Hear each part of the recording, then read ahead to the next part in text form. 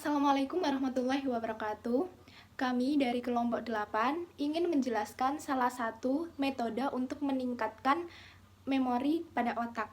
Kami kelompok 8 memilih metode mnemonic devices.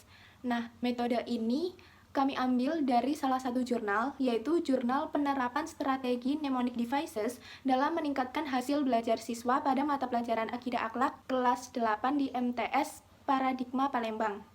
Teknik mnemonic devices ini adalah teknik untuk meningkatkan memori dengan menggunakan sastra atau sajak, lalu dengan menggunakan bunyi, akronim, akrostik, atau kumpulan-kumpulan gambar dan imajinasi lainnya. Teknik ini sangat berguna untuk membantu mempelajari fakta, khususnya untuk mengajarkan pengetahuan faktual dan ilmu-ilmu sosial. Lalu, pada teknik mnemonic devices ini juga membantu kita dalam meningkatkan memori yang ada di otak kita. Menurut Eric Johnson, mnemonic devices ini dibagi menjadi beberapa metode. Di antaranya adalah metode yang pertama yaitu metode loci. Lalu metode yang kedua adalah metode sistem kata penanda. Yang ketiga ada metode kata kunci. Yang keempat ada metode menghubungkan. Yang kelima ada akronim. Keenam akrostik. Dan yang ketujuh yang terakhir adalah metode rima. Untuk lebih detail penjelasannya akan dijelaskan oleh anggota kelompok 8 lainnya. Di sini saya akan menjelaskan mengenai metode loci. Kata loci memiliki arti sebagai tempat yang apabila dikaitkan dengan metode, itu mengartikan tempat yang ada di otak. Metode ini menjelaskan tentang bagaimana seseorang menyusun imajinasi atau cara dari suatu item yang akan diingat, dan membayangkan dia akan menyimpannya dalam lokasi atau sesuatu yang dikenali. Berikut adalah contoh dari penggunaan metode loci. Yang pertama, anak harus mengingat sederetan konsep belajar. Mereka bisa secara mental membayangkannya. Meletakkan salam ruangan di rumah mereka, seperti di sebelah pintu masuk, ruang keluarga, dapur, dan sebagainya. Saat mereka perlu mengambil informasi tersebut, mereka tinggal membayangkan rumahnya, lalu membayangkan dirinya berjalan di kamar, lalu mengambil kembali konsep belajar tersebut. Lalu contoh yang kedua adalah, semisal kita ingin membeli beberapa aksesoris, kita bisa mengimajinasikan aksesoris tersebut ke dalam anggota tubuh, seperti jepit sama dengan rambut, anting sama dengan telinga, kalung sama dengan leher, jam tangan sama dengan tangan, dan sepatu sama dengan kaki. Dengan metode ini, selain kita mudah untuk mengingat sesuatu, kita juga dapat meningkatkan memori kita. Teknik selanjutnya adalah teknik kata penanda atau sistem kata pasak yang dalam bahasa Inggrisnya disebut sebagai backward. Teknik ini menggunakan komponen yang sebelumnya sudah dikuasai seperti pasak atau paku untuk mengingat memori baru. Kata pasak ini dibentuk berpasang-pasangan yang bertujuan untuk mengingat kata dan istilah yang memiliki watak yang sama. Contohnya, merah saga, panas api, langit dan bumi. Merah saga dapat dipasangkan karena buah saga berwarna merah. Panas api dapat dipasangkan karena api memiliki suhu yang panas.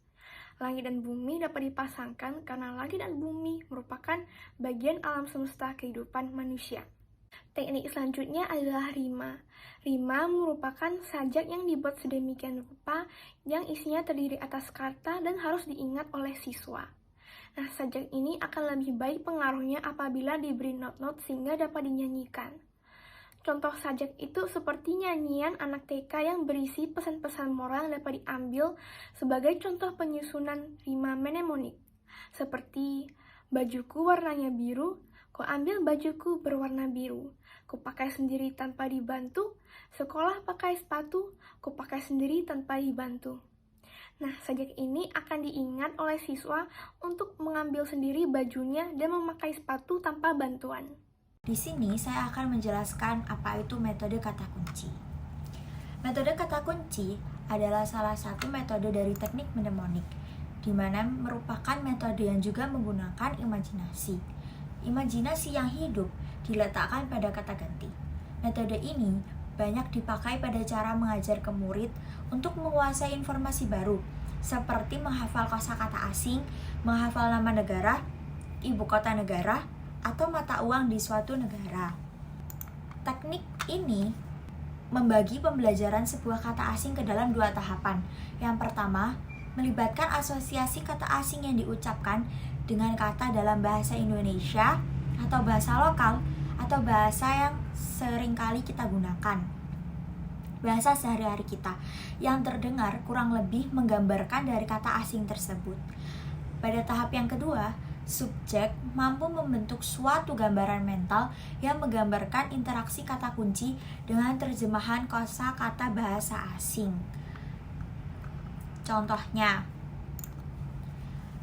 negeri matahari terbit. Pasti terlintas negeri matahari terbit adalah Jepang dan Bapak Proklamator Indonesia adalah Insinyur Soekarno. Baik, di sini saya akan menjelaskan mengenai metode menghubungkan, di mana artinya yaitu proses mengaitkan atau mengasosiasikan satu kata dengan kata yang lainnya melalui sebuah aksi atau gambaran. Nah, hubungan yang dibentuk ini tidak perlu logis atau realistis.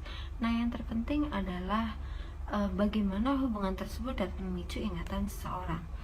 Sebagai contohnya, kita dapat membedakan kata dessert dengan dessert, di mana kita mengambil huruf S ganda pada kata dessert yang menggunakan konsep something sweet atau sesuatu yang manis pada kata dessert sendiri yang umumnya berupa makanan yang manis.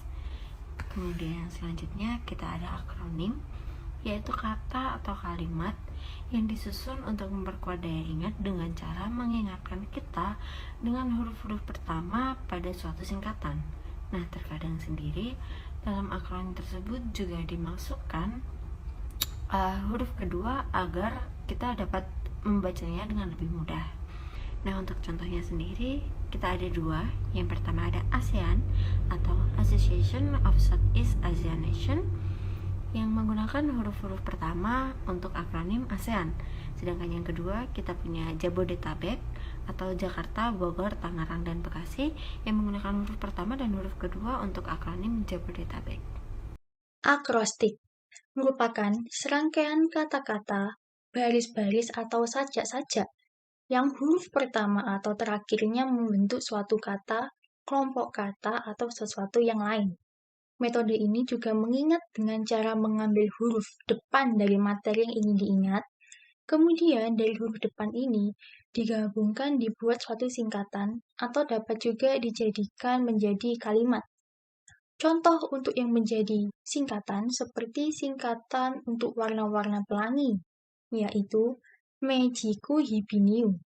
Me yang berarti merah, Ji yang berarti jingga, Ku yang berarti kuning, Hi yang berarti hijau, Bi yang berarti biru, Ni yang berarti nila, dan U yang berarti ungu.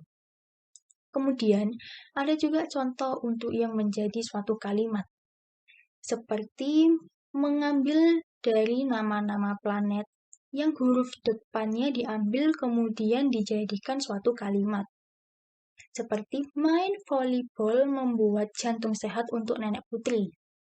Untuk huruf depan dari kata main, M menggambarkan Merkurius, V, volley menggambarkan Venus, B, ball menggambarkan bumi, membuat, M menggambarkan Mars, J, jantung menggambarkan Jupiter, S, sehat menggambarkan Saturnus, U, untuk menggambarkan Uranus, N, nenek menggambarkan Neptunus, dan P, putri menggambarkan Pluto.